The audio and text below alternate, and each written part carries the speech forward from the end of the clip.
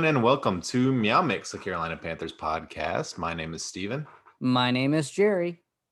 And we're back.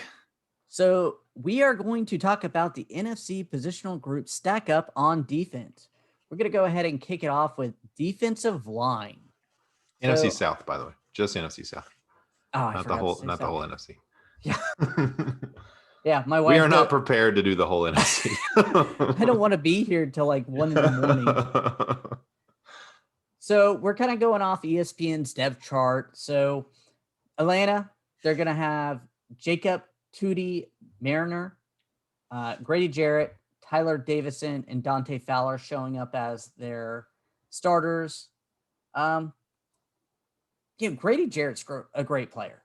Mm-hmm. Just in general, he's a great defensive tackle. But the rest of the line, I don't really fear them. Do you? No, and Atlanta's never had like a defense that you fear, at least not in recent memory. No. Even though they had, of course, a defensive head coach who came in and thought he was going to revamp that entire thing. But yeah, and by the way, we're just kind of looking at defensive line as a whole here. And maybe just to kind of give everybody what we're looking at. Defensive line, linebackers, corners, and safeties. That's sort of how we're going to break it down, just for the sake of ease. But yeah, I would say, I would definitely put the Panthers ahead of Atlanta in terms of defensive line. Then you got Dante Fowler as an edge rusher there. But honestly, I'm not scared of these guys. Dante Fowler had a terrible year last year, so. And Barkevius Mingo, I think he was a first-round pick a long time ago. Mm-hmm. So he was average last year. So these guys all have good skills. Like you said, Grady Jarrett, I would put him, in the upper echelon of defensive tackles. But other than that, I've got Michael Walker here on the PFF. He's not listed. No, he's a weak side linebacker. I'm showing on. Okay. ESPN. They've got him listed as edge on PFF. So, okay, we'll talk about him when it comes to linebackers then. Yeah, do they run a 3-4? No, I guess they run a 4-3. I was gonna say I'm showing a 4-3. Yeah. So let's move on to New Orleans. And New Orleans, they have Cameron Jordan, the beast, the scary guy that's always beating up our revolving door of left tackles. Malcolm Roach, David Onamata, and Marcus Davenport. I remember Marcus Davenport coming out and everybody being hype. He has not lived up to that. He had a good year last year, though. He was ranked in the top 20 edge rushers. So, not terrible. But yeah, honestly, they've got a pretty decent line. Onomatopoeia over there is pretty good. Him and Jordan are both ranked in the top 10 of their positions via PFF. So yeah, that's a pretty good defensive line. Yeah, I was going to say that's a position that I'm not too familiar with, but yeah, onomatopoeia is very good. And this is not slight on him. I can probably try his name again, Onomata, I guess. Onomata. Yeah, I don't know, but we'll call him onomatopoeia. And if you're a Saints fan, screw you. Why are you listening to this podcast? But yeah, they have a really good line. Actually, I guess Davenport actually had his best year last year, and I'm so used to him being struggling. So yeah. I would say than I was expecting. Right, as of right now, New Orleans a top of the heap of ones we've talked about so far. So, but not gonna last because Tampa Bay. First of all, they run a 3-4, so they're going to be slightly different than the rest of teams here. They have Nnamdi Suh and Ndamukong Suh, Donkey Kong Suh, and Vita Vea. Those two there are just really, really good. And I don't know their other starter here. I'm trying to find it. Is it Golston? William Golston. Yeah. So, and William Golston is all right. But those two for only having 3 players are still great. I put them up there just because the way this team operates, they're not meant to get to the quarterback. They're to eat up blockers. And that's what they do. They do it well. And some of you are going to be saying, what about, Shaq Barrett? What about Jason Pierre-Paul? Well, they've got them listed in a different position here. They're in linebackers, and we probably should have done like edge rushers, but oh well. Yeah. I mean, again, if we're looking at, strictly offensive line or defensive line, I mean, even still, I would put Tampa's up there. I mean, maybe with, honestly, with Tampa, we should just look at the whole deal because, I mean, those are pass rushers. Those are de facto linemen. I'm fine with that. I'm fine with putting Shaq Barrett and Jason Pierre-Paul. Yeah. I mean, those guys are traditional pass rushers. Shaq Barrett. I mean, talk about a resurgent career after leaving Denver. Yeah. I mean, he is absolute stud. And honestly, I don't like playing Tampa Bay. We already talked about their offense. Their defense is just as good. I mean, I think their defense is better. I think their defense is better. Their defense carried home them while Tom Brady was figuring it out on offense last year. Yeah. They've got top 10 players all over the field on defense. And honestly, they just got better. I think they brought in some depth, but I think they're returning all their starters, I believe. So yeah, they're returning all their starters. I mean, they got some linebacker help in the draft. So so I mean, go ahead and put Tampa Bay at the top of the heap here for pretty much everything. But let's talk about where the Panthers fit in. Well, Panthers are going to be an interesting breed themselves. They're going to have Hassan Reddick on one side and Brian Birds on the other. Then Derek Brown as defensive tackle and Daquan Jones. I don't know why they have Bravion Roy as starting defensive tackle. We know Daquan is starting there. I hope so. Derek Brown is going to benefit from having him there because he was the most double-team defensive tackle, I think I read, in the league last year. And that's because really no one was around. Zach Kerr played well, but when you're scheming up against Derek Brown and Zach Kerr, you're going to double-team Derek Brown. I would imagine so, yeah. And then honestly, we can look at Gross Matos, as a starter pretty much all of last year. Brought in Morgan Fox. Marquise Haynes is back. Christian Miller is back. So honestly, I feel as good or better about this line than I have in a long time. Yeah, me too. Now, ranking-wise, I definitely put them above Atlanta. Yeah. I put them above New Orleans. That Tampa is so. Tampa's easily. I think Tampa's easily number one. I don't think it's that easy. I think we have a lot of talent, but it's unproven talent at this point. That would be my question with putting them ahead of New Orleans as well, because I think New Orleans has proven talent on their line. We've got talent on our line. I think we're more talented, but are we better as a line? I don't know. To be seen. I'm going to put them at number 2 and New Orleans number 3 because I think they will be a better line. I'm fine with that. Let's do that. Let's move on to linebackers. And we'll start with Nolans. And again, we're going with ESPN depth chart here, so don't kill us if we're speaking out of turn here. Pete Werner, Demario Davis. That's weak side, middle linebacker, and then strong side is Chase Hansen. Honestly, I have not heard of many of these guys. Demario Davis obviously is very good. Pete Werner's a rookie, second round draft pick. Okay. So. I mean, Demario Davis is a very good linebacker. Better than any linebacker the Panthers have right now.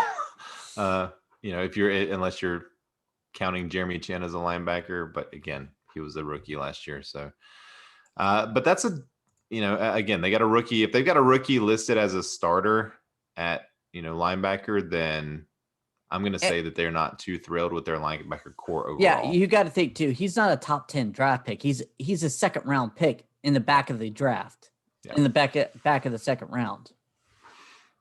So yeah, I agree. Yeah, let's move on to Atlanta. Again, Michael Walker, we talked about, or Mikael Walker, we talked about a little bit. Deion Jones, really good. Yep, and oh man, say it. I should let you. Foyesade Olukun, and he's pretty decent. Yeah. So PFF has him 35th out of 83 linebackers. So yeah, and of course Deion Jones, very good. And Michael Walker, we talked about. They've got him. I mean, PFF has him listed eighth of 83 when you're looking at edge rushers. So, has him as elite in coverage. So, I mean, that's pretty good. So that's a pretty good core right there. So I have Atlanta over New Orleans. Yeah, Atlanta over New Orleans. But let's look at Tampa. I mean, again, we sort of already looked at Tampa. If you're just looking at who, yeah, I know. It's hard to say. No. Even if we're taking Jason Pierre-Paul and Shaq Barrett out of their linebacking core, they have Devin White and Levante David. Yeah. Levante David is probably an elite middle linebacker. And White was he a rookie last year or the second year player? But he is still good. Jeez. Yeah. Yeah, when you're looking at like pass rush, Devin White is sort of in that. I don't know if he's elite, but he's like right there. And then Levante David, I would say he's just elite, regardless of what you're looking at. But yeah, I mean, again, Tampa Bay is just a embarrassment of riches when it comes to their entire defense. But yeah, again, I would put them sort of at the top there. And then looking at the Panthers, improved over last year, but Shaq Thompson, Denzel Perryman, who we brought in, and then Jermaine Carter. Then you could look at Jeremy Chin sort of as a hybrid player there. But I don't know where I would put the Panthers. Just off the top of my head, I would not be comfortable putting them second. No, I don't either. Not with Atlanta. I mean, Atlanta has a really nice linebacking core. I mean, I would say if Denzel Perryman is healthy, then he is knocking on the door of elite. Like he's that good. Yeah. But the problem is he makes Shaq better. Having an elite middle linebacker there, as we saw with Kuechly. Like Shaq was pretty good Kuechly's last year. So and Jermaine Carter, I mean, this defense really got better when he got in there and started last year, and it continued to get. And this is the first year he's going to step in as a starter. So, and to be fair, he did take over for Tahir Whitehead, who was just like a massive negative. Well, Mr. So the Panthers linebacker are improved, right? Yes, improved over last year. But when you're stacking them up in the NFC South, are they better than New Orleans? I am going to say yes because of Denzel Perryman. I think he can be a really good linebacker. So you were going on potential here. Yeah, we're looking at potential. So, but I mean, Demario Davis had a really good season. I know. I think it's maybe a tie for last place between the Panthers and New Orleans. I'll go with that because that's a tough one. Yeah. And again, it's just like we love Perryman, but he's injured all the time. Like he hasn't had a season where he's been healthy, and he hasn't played in this defense either. So there is a question there. Right. Fit, all that stuff. So, TBD for the Panthers. We like the potential for sure. All right. Let's move on down the list, Jerry. We are moving on to corners. Dun, dun, dun, dun. Corners. It took me a minute to find what page I was on for our list. Cornerbacks. So starting with Atlanta, they have AJ Terrell, last year's first round pick, and Kendall Sheffield starting. Then they have Fabian Moreau and Isaiah Oliver. Yeah. So not a great core of corners there. No, AJ Terrell was decent, but not really great last year. Yeah, I think he is the definition of average. Yeah, and Isaiah Oliver wasn't much better, and Kendall Sheffield was actually 118th out of 121 in PFF rate. He was better against the run than he was in coverage. So, Yeah, be wondering. I remember Terrell was not very good against the Panthers, and of course, I think he was the 16th pick for them last year. So, just being a number one draft pick, he did not live up to that draft status. But again, they have a new coaching staff. You never know because right, absolutely. But right now they're last. So we'll move on to New Orleans. We haven't even gone over on our team, but yes, last. I'm saying of the people we've talked about so far, they're last. All right. Moving on. I'm going to go with next to New Orleans. We have Chase Hansen, CJ Gardner-Johnson, Marshawn Lattimore. Why did I said a linebacker's name. That's okay. That's okay. Marshawn Lattimore, CJ Gardner-Johnson, Paulson Adebayo, and Patrick Robinson. Yeah. And for corners, like we know there's only 2 starting corners, but we're just kind of going second on the depth. You got to have a third corner. Everybody runs that slot out all the time now. There's not even. It depends. It depends on what you play, your linebackers or whatever. But most of the time, there's going to be a slot or nickel or whatever. Marshawn Lattimore did not play well. No, Marshawn Lattimore had a very down year. I mean, he's a very good player overall. So I'm going to give him the benefit of the doubt. Maybe just a down year last year. But honestly, if I'm looking at as a whole, like pretty average again. Yeah. I would put them ahead of Atlanta just because I think Lattimore's ceiling is much higher. Yeah. What he showed last year. Chauncey Gardner-Johnson's a solid player for a 4th round pick, but again, he's a 4th round pick starting, and he's not great, but he's not what some of the Panthers have trotted out there at cornerback, Benet Wickery or someone like that. So, true. So above Atlanta, definitely, in my opinion. I would put him above Atlanta, but and they don't blow him away, which is not good news for them. So let's move on to Tampa Bay. We have Sean Murphy-Bunting, Carlton Davis backing them up. Former Panther Ross Cockrell, and Jamel Dean. Mm-hmm. So with Tampa, again, embarrassment of riches. Sean Murphy-Bunting had a solid year. Carlton Davis was actually their best rated, Jamel Dean was their best rated corner last year. Yeah. And Carlton Davis also had a really good solid year.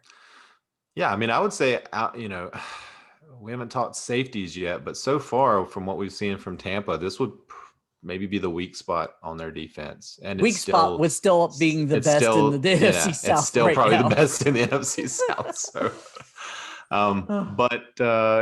So again, what can you say? I mean, everybody wants to play with Tom Brady, even if it's on the defense. Yeah. Let's look at the Panthers. We've got. Go ahead.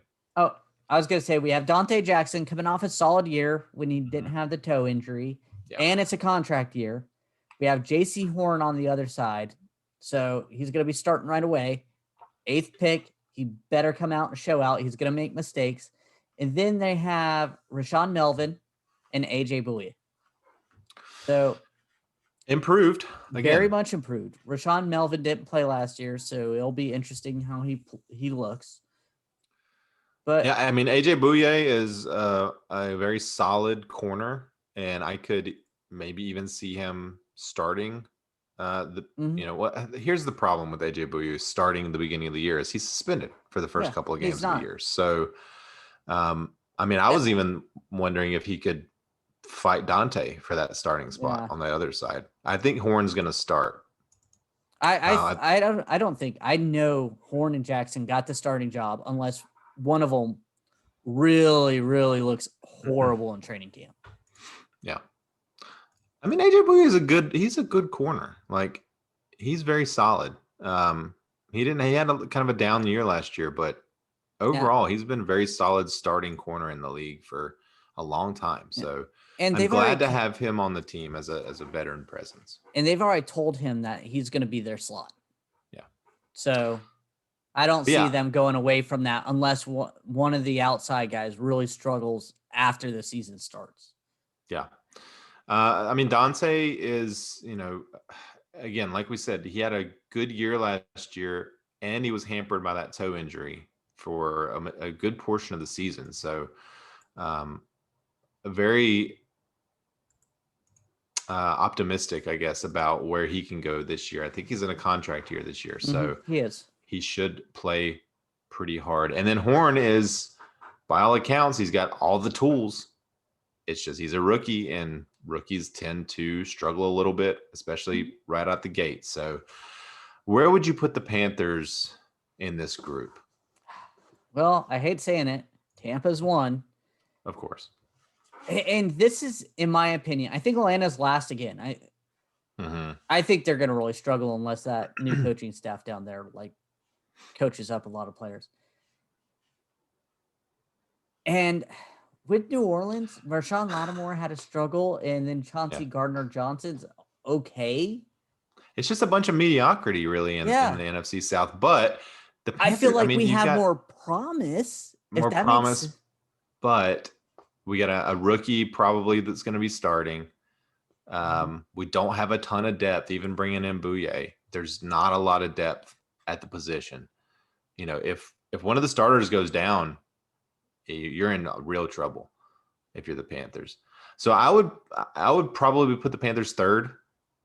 I put them ahead of Atlanta because they've also got a young defense, or young corners at least. So I would put them third, and with the potential of moving up. See, I would put I'm going to tie them at number 2 because I think our players at corner, excuse me, are better players than New Orleans, but they haven't been proven yet. But you don't know that. You don't know what Horn is going to be in the NFL. Like, we have huge These are my promise. rankings. These are my rankings. I understand.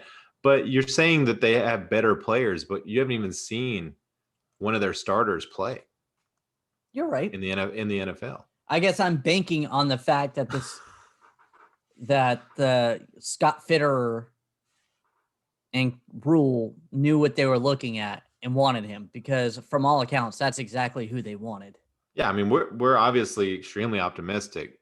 Okay, I'm going to disagree with you. I'm going to put them third, just because of they're completely unproven. Yeah, and I don't think New Orleans has a really good. I mean, I think New Orleans was middle of the pack last year, so I don't. Yeah, which was way better than the Panthers were last year. So. Well, last year, yeah, Dante Jackson fought that toe injury, and besides that, they had nobody. Yeah, and you know what? Dante Jackson, he had a good season last year. That's the first time he's had a good season. He has not been good. He has not lived up to his promise up until last season. So I'm not going to, automatically anoint him a no-brainer starter, because I don't think he has been a no-brainer starter until last year. So, all right, let's move on to the last position here, safety. Well, starting with Atlanta, they have rookie Richie Grant at strong safety, Duran Harmon, and then they have Jalen Hawkins and Eric Harris. I will say I know a little bit about Richie Grant, and he is going to be a good safety in the league, or at least my thoughts. Where was he drafted? He was a second-round pick. Okay. So probably one of the higher drafted safeties. Yeah. Because it seemed like safety was not highly drafted. I mean, if you look at PFF again, Eric Harris and DeJuan Harmon were both ranked, middle of the pack. Harris a little on the lower end. So again, I don't know, average or probably a little below average for Atlanta. Yeah. The safety position. Yeah. Let's move over to New Orleans, where they're looking a little better. Malcolm Jenkins, Marcus Williams, PJ Williams, and JT Gray are backing them up. That's a good safety core. Yeah, it really is. I mean, looking. Marcus Williams was elite last year. He was great. He was ranked 7th in PFF out of 94. Yeah. So and Malcolm Jenkins is a very good player. was a Yeah. little bit of a down year last year, but he's been good for a while. Yeah, I agree. I mean, obviously, I'm going to put New Orleans at top right now over Atlanta. Yep, agreed. Now we're going to go to who's almost always on top, and Antoine Winfield Jr. and Jordan Whitehead, not a Tahir Whitehead, backed up by the good Mike Whitehead. Edwards and Raven Green. Yeah, and if you look at PFF, Mike Edwards ranked 9th out of 94 in safeties last year. And Jordan Whitehead ranked 26 out of 94th. And Winfield 35th. So, I mean, I would say they're, again, at the top of the heap. I do too. Now, we just need Tom Brady to hit that wall, that age wall, to like bring them down. It's going to happen at some point. You know, it's going to happen. It has to. There's no way I'm going to see a 52-year-old Tom Brady out there still throwing lasers or, you know, picking defenses apart. Well, he did say, I guess he was asked recently if he was still going to play to 50. And he's like, even for me, 50 seems like way too far. He's like, I don't think I want to play at 50. So I don't, but who knows? I mean, Jesus. All right, let's look at the Panthers. Carolina, we're going to have Jeremy Chin starting at strong safety, Justin Burris. Then they have Kenny Robinson and Sean Chandler backing them up. But I would assume Sam Franklin earned one of those backup jobs, and ESPN doesn't know what they're talking about. It may be. I mean, honestly, Sam Franklin played a few games towards the end of the season, and he played well. Mm-hmm. I don't know if he played well as I think he has the kind of looking at role. Yeah, I would agree with that. Kenny Robinson was cut in the middle of the year, so yeah, I would put him above him. That's all I got to say. Justin Burris did not have a very good season. You know, Jeremy Chin again played a lot of linebacker, played a lot of kind of hybrid roles. So just looking at his like PFF rank is 65th, but we know he was much better than that. So yeah, I'll be interested on how he develops because. And I'd be interested in how much he's going to linebacker. Exactly. He was really good at linebacker, and I'm just interested to see how they use him this year. I do too. Are they too worried about his long-term durability versus where he can be most impactful? That's what I worry about with him. Yeah. Just what they've said publicly is they want to preserve him. Well, you know, that's fine, but if he's really good at that spot, that he may take a little more of a beating and he's more of an average, or, you know, maybe he's even really good at safety, but would you ever rather have a really good safety or a really good linebacker? Oh, definitely linebacker. I mean, I guess here in Carolina, we've seen what elite linebackers can do. I mean, we had Luke Kuechly, we've had Dan Morgan, you know, we've had those elite linebackers before that can change a game. Absolutely. I mean, the field generals, you know, they're setting the tone. Yeah. So honestly, I would put the Panthers third, Tampa 1, New Orleans second, and Atlanta. Poor Atlanta. I would honestly put the Panthers last. I could see that too. And that's nothing against Chin. I think Chin's awesome. I just don't think Chin's gonna flourish.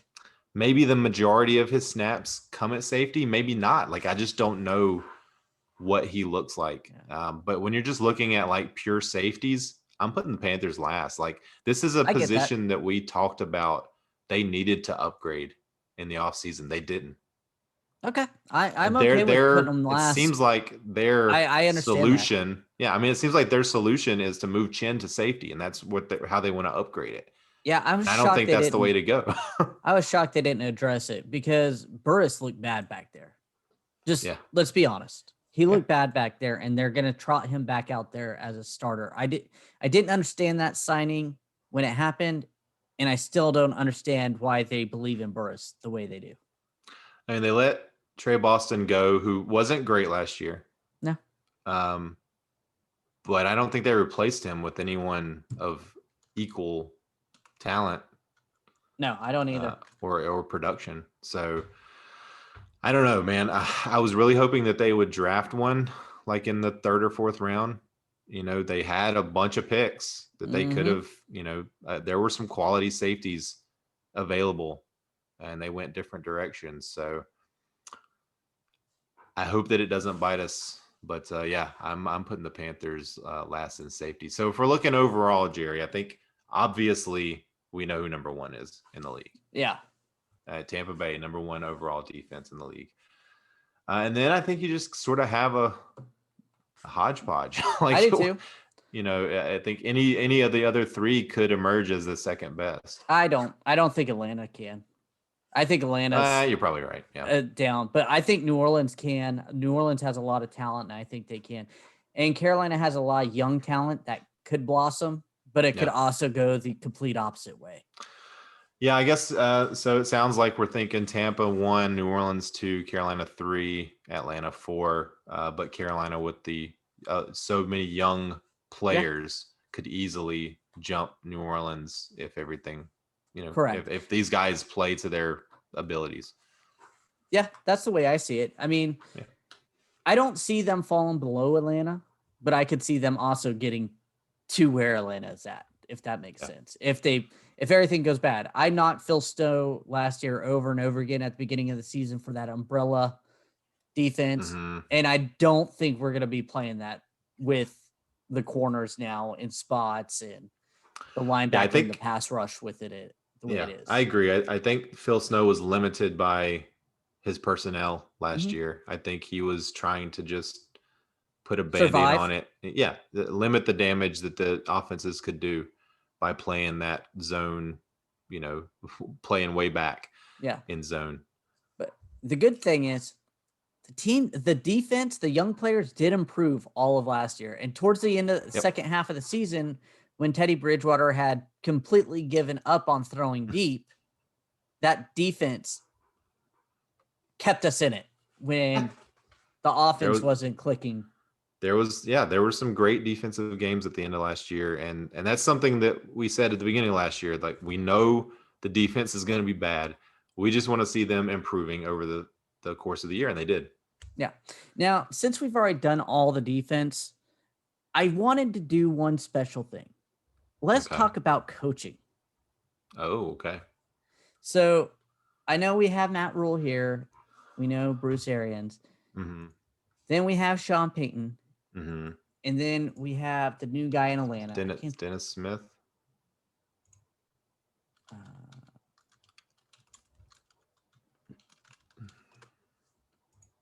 Arthur Smith from Tennessee. There we go. My brain just completely forgot about the guy for a second. But I'll be interested on how he does. Yeah. But if you're going blind right now, how would you rank the coaches? Well, you got to obviously put Arians number 1. Mm-hmm. And then I think Peyton's number 2 right there. Yeah. I mean, that's 2 Hall of Fame coaches in this division. Yeah. You could almost put Sean Payton 1 because he's been doing it for so long while Bruce Arians hasn't. But at the same time, you look at the team and what Bruce Arians has done with Tampa Bay, even with Jameis Crablegs Winston, I mean, at quarterback. I mean, I've honestly liked Bruce Arians, when he was in Arizona, he was in with the Steelers, the Colts, I think. Like, I've liked him, what he's done pretty much everywhere he's been. I think he's a really good coach. But yeah, I could easily see Sean Payton being number 1 there as well. I think just recency bias, you would put Arians there. Yeah. And then I think you go Matt Rule and Arthur Smith. Yeah, I think Matt Rule 3rd, just based on, again, like, super young coach. This is his first year, and he had a team. I think he coached the team well, but given what he came into with, a bad salary cap, with COVID, not being able to have any offseason program, having a brand new quarterback, having a defense full of rookies, I think he did a really good job last year. I did too. And I was listening to something Troy Aikman actually said on the Ringer podcast, and they were talking about him becoming a GM. And they asked him, what would you look for in a head coach? He goes, I would look for a head coach that is a head coach, offensive minded, but a head coach He's like, I want a guy who speaks and they know he's the head coach. I want a guy where the players know if they mess up, they have to respond to that head coach. They know that their job relies with the head coach, not the GM, not the owner, the head coach. And I was thinking in my head, I was like, that's exactly Matt Rule right there. Yeah. Yeah. He runs this team and everybody knows it. I mean, Matt Rule is very well respected around the league, from GMs to media people. I mean, everybody seems to be very high on Matt Rule, and there's a reason. Like, I think he's going to end up being, the Panthers head coach for a really long time, and we're going to win a lot of games with him. Yeah, as long as we can figure out that quarterback position. Yeah. That being said, he's in the division with Sean Payton and Bruce Arians, who are two top of the line coaches. I mean, Super Bowl winning coaches. I know, but we can also argue this point. Bruce Arians won't be around much longer. He's already retired once. Sean Payton, can he may not be with the without Saints? Drew Brees? Yeah. I mean, it seems like every year they're like, where's Sean Payton going to be this year?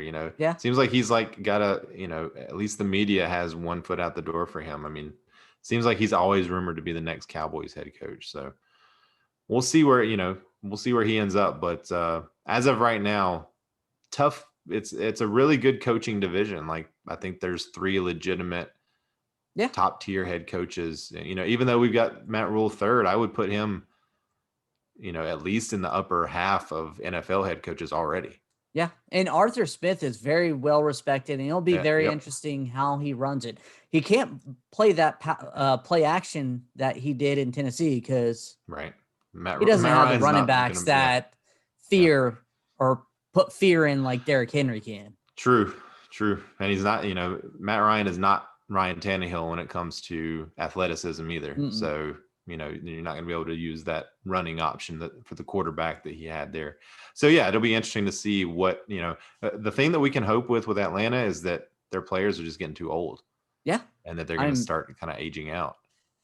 I mean, that is not a team that's built for the future. Yeah. I mean, look at how we ranked them on defense. Yeah. It was almost last all the categories. And offense wasn't much better for them. I was going to say, I think in offense, they were last in almost every category, except for Matt Ryan. And then they, not a great tight end that they just drafted. But other than that, like, there's nobody on that team that scares me. Like, Ridley's a good receiver. But really good receiver. And Ridley and DJ Moore are very similar in my opinion. Right. So, yep. Any last words? I think that's going to do it, Jerry. All right. We want to thank everyone for listening. If you like the show, please let your friends know. Please follow us on Twitter at MeowMix Podcast. And if you have any questions or comments, you can email us at mailbag@meowmixpodcast.com. And if you leave us a 5-star review with a comment on Apple Podcasts, we'll read it on the show. And we'll be back. I don't know if it'll be next week or early the week after. We'll kind of talk about it, see what kind of news happens. But we'll be back soon. And until then, everybody, stay safe out there and keep pounding.